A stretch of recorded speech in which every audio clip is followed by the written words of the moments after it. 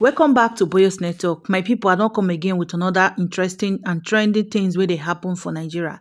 Now it don't scatter. The Northerners, they are all out for this government. They are all out with all their mind and soul. So guys, I'm going to drop this video, make you see where the Northern leaders, as they say they want constitution reform. They want, in short, they need to draft new constitution for this country, Nigeria. As we all know that Nigerian constitution is faulty. Really, it is faulty. It's not favorable to the poor masses. It's only favorable to the elite and those in authority. So that is the reason why they are demanding a constitution that will work for young Nigerians. They say no matter what it will take, let it be by blood, by tears, or by sweat. All they demand is a constitution that will work for the whole Nigeria, most especially the young Nigerians, just like what Peter Obi have been saying. So I'm going to allow you to take a look and listen for yourself to hear what they have to say about drafting of the new constitution. Drop your comment with us in the comment section. Help me to subscribe to my channel if you have not, and also help me to give this video a thumbs up so that YouTube can recommend it to others. Nigerians, we really need to share this video. This is a welcome development. This is what Nigeria need. We need a constitution that is okay. Constitution that is favorable not only to the elite but to the poor masses, to the least, as in the least person in this country, if we must move forward. So please take a look. All right, elders, ladies and gentlemen. I had to answer a number of questions about why leading northern groups,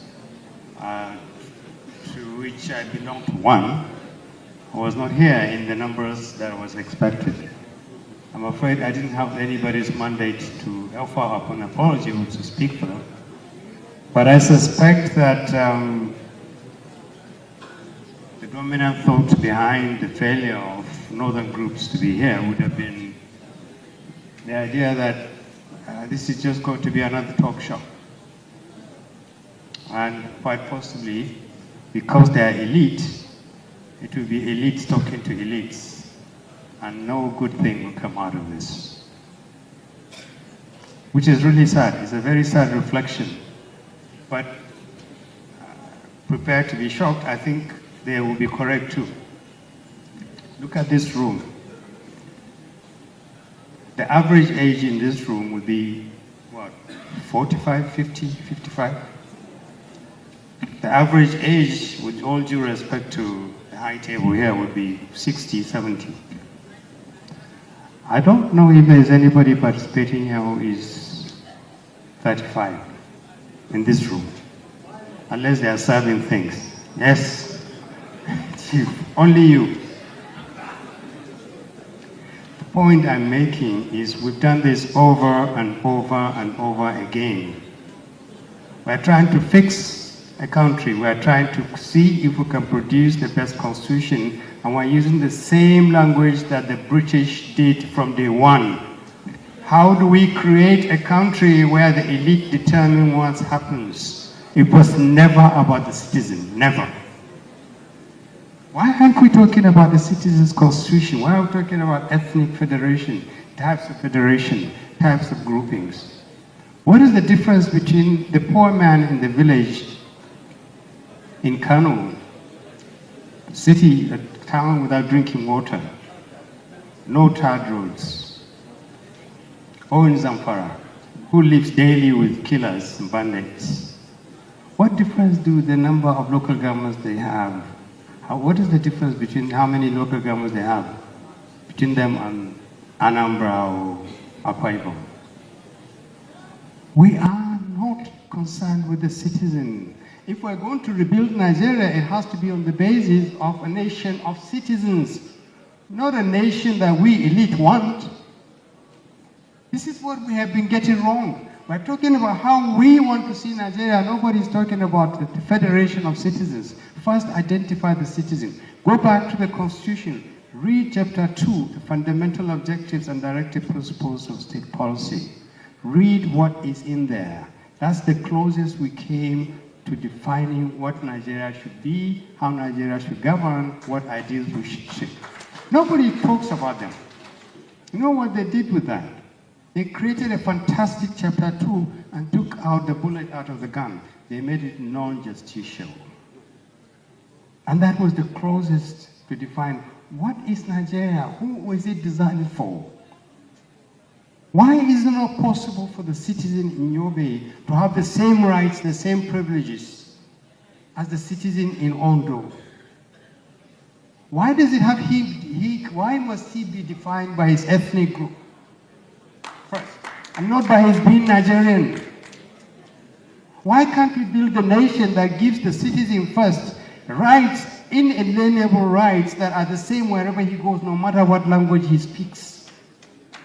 We're still talking about ethnicity. We're talking about things that cripple us rather than things that will do things for our citizens. So if we want to really design or redesign a constitution, whoever does it, and I assure you this administration will not do it, the next administration will not do it. If you are looking up to this government or subsequent governments to submit the will of the elite to redesign a constitution that fits another elite that is not currently enjoying power, you're wasting your time. Nigeria may go down as we're going down. I pray to God it doesn't. Or it might recover and find its course and its mission. But it will not be done by us. The way we are going, if we're not careful, we will write a constitution by it will be written by sweat, tears, and blood of young people who we kept out and we're keeping out, and we're designing systems and processes that fit us and do not address the needs of the young Nigerian. We want a citizen's constitution. No matter how difficult it is, we can write a citizen's constitution. I was very interested in the, my senior brother's last presentation. I'm going to be told to stop talking, so let me be quick. He listed heroes of democracy. In those countries, virtually every one of those countries where those people came from, they had to fight a civil war. We don't want to fight a civil war again. We fought one. We missed the point. When elites fight, you get a civil war. When our young people are knocking on the door now saying, please let us in, this country belongs to us, not to us in this room, to them. And we pretend that we will design for them a Nigeria that fits us, not them. They will break that door and they will come into it. And we're at that point. There's anger, there's alienation, and we have kept the energy and the anger of young people outside, and we think we can sit in comfort and design a Nigeria for them. We are wrong. And if we think we can take a document to this government or another government to say to them, design this or redesign this, is wrong. People who benefit from Nigeria of today are sitting there benefiting, and they will not change Nigeria. They will not change the system. You want to go to the people that this constitution has produced, who are benefiting from it, 80% of our resources are in their hands and their pockets, and say, please stop what you're doing and do this, take power from you? It's wrong. They will never do that. We need to have a sense of urgency about this too. We're going about it as if it is just another thing that we can take the next 5, 10, 15 years. Nigeria doesn't have 20 years to continue to survive. Believe me, honestly, it doesn't. Anybody who tells you Nigeria can survive for another 20 years with the level of alienation and anger and violence and poverty is wasting their time. They don't know this country. So what do we need to do? Yes, sir. We need to speak more with each other, but we need to speak more with the younger people, with women, with groups that are not part of what is going on. We need to organize change beyond the hotels. We need to ask why the northern groups are not here and reach out to them and say, you are suffering as much as we're doing. We need to tap the young people in this country, recognize them, use their energy, use their strength, and rebuild Nigeria with them. Thank you. Amendment. And that amendment creates more freedom. So, just like the Senior Advocate said, we should not legalize political crisis. And the last point I want to make is that I think there's a crisis around two things. One is ideation. What I hear here is about Nigerians saying, what kind of people do you want to be? Baba might make a point, and I think I want to underscore that point. The crisis of our constitution is that we have to make a choice whether we want to be a democratic modern state built around the concept of democratic citizenship. That's very important. If we are not willing to be a nation, one nation, defined by common citizenship, then we're going to go back endless circle, whether state creation, whether the minorities from 1958 Wilkins Commission, the debate led to the next city constitution, with the provision for fundamental human rights, with the provision for Nile Delta development, with the debate around state police. And Wilkins concluded that we should have first federal police, after 3 years we can have regional police. So I want to provoke that every constitution, look at the US Constitution, they always follow a political theory. The theory around who do we want to be. In 1957, for example, just to provoke us, the Northern region brought experts, including Professor Anderson and the chief imam of India, chief of Pakistan, to take around how should Northern Nigeria deal with the issue of Sharia. And they gave us a model that was reflected in the 1960 Constitution, which is a secular state, just like we have in Indonesia. But through our practice over the years, we have destroyed the Nigerian concept of secular constitution. And then in 2000, we now had 12 states, up to now, literally, from a secular constitution. So the point I'm making is this: I think we should have a national conference. And the idea of the national conference will be for us again to think around, what do we want to be as a country? This patchwork, this sorcery around constitutional amendment will not work, because constitutional changes arises from political events. Just last year, Chile did a new constitution to end the Pinochet era. It was a political discussion to create a new constitution. So I want to end on this note. I will end just now. Nigeria's fundamental crisis is primarily that of concept. Do you want to be a modern democratic state founded on democratic citizenship? Chapter 2 comes in. Or do you want to be a multi-ethnic, theocratic, neo-feudal state? Our crisis is a crisis of idea of who we want to be. A modern state built on the concept of citizenship, or a multi-ethnic, neo-religious, theocratic, neo-feudal, multi-ethnic state. Let's think about it. Being philosophical or theatrical, practicing sophistry by saying we need a new constitution.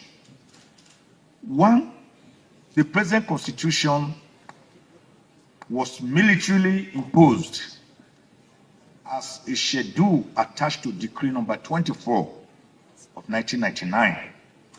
For many of us who do not know, the 1999 elections were actually held in Nigeria without a constitution. That is not just the reason. The present constitution is unitary in nature, in everything. It is not federalist.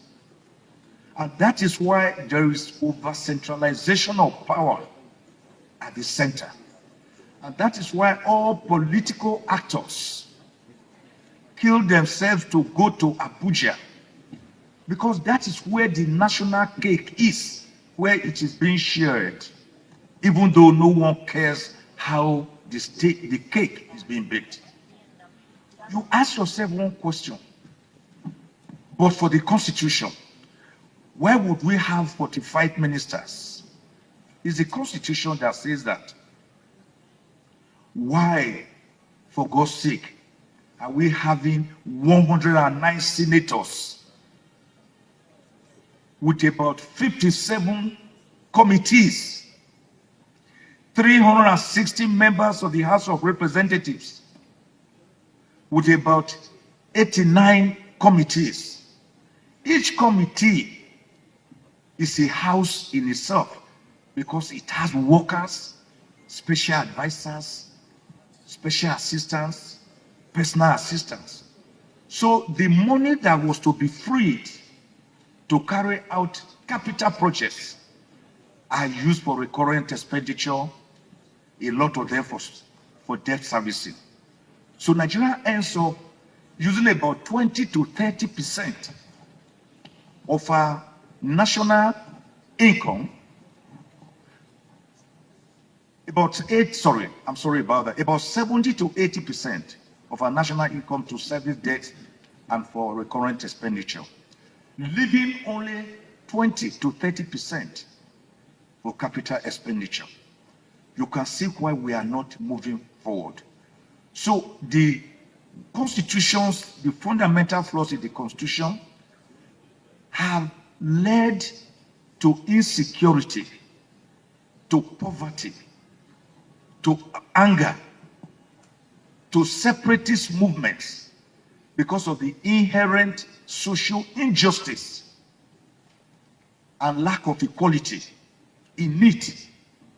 A constitution that does not recognize that there are 374 ethnic groups in Nigeria, that appears to deal only with the bigger groups, as if, for example, some of us who are minorities do not count.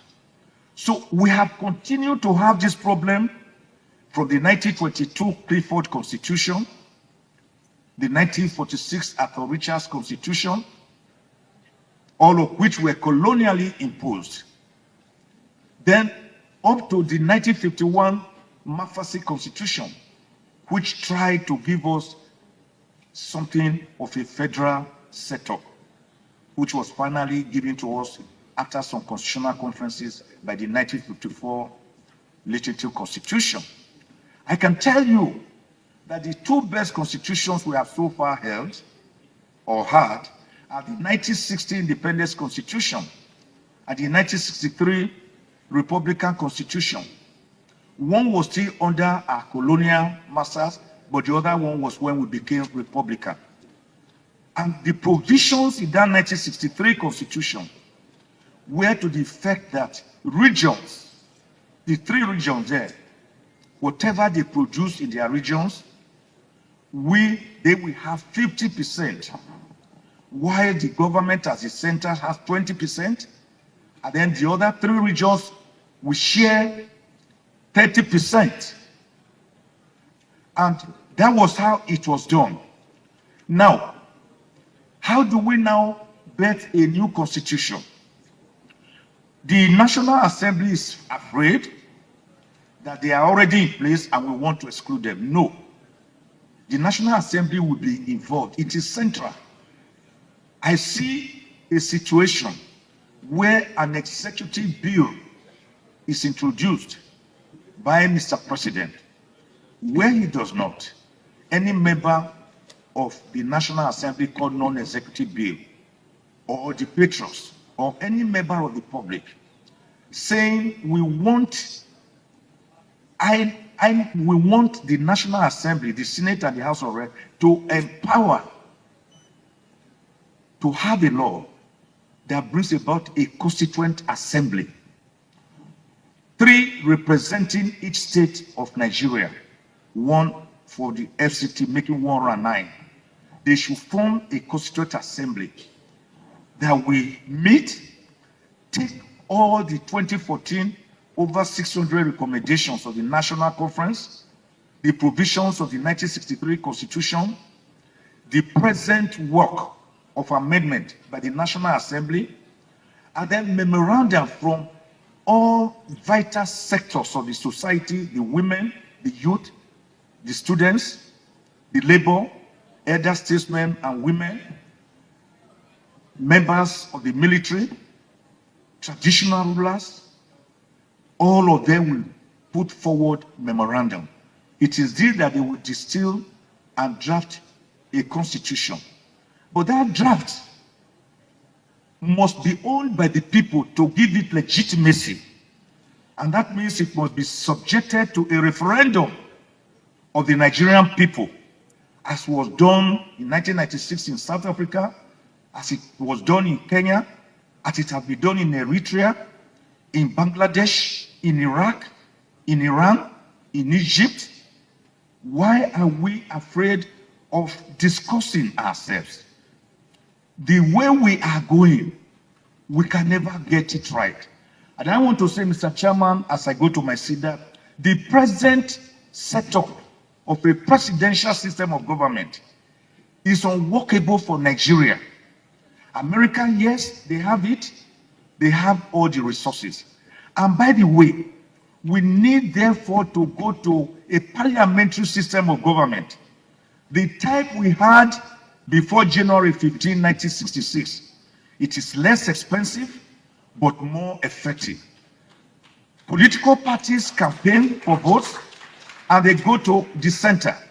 The party with the majority forms the government, either alone or with some other parties.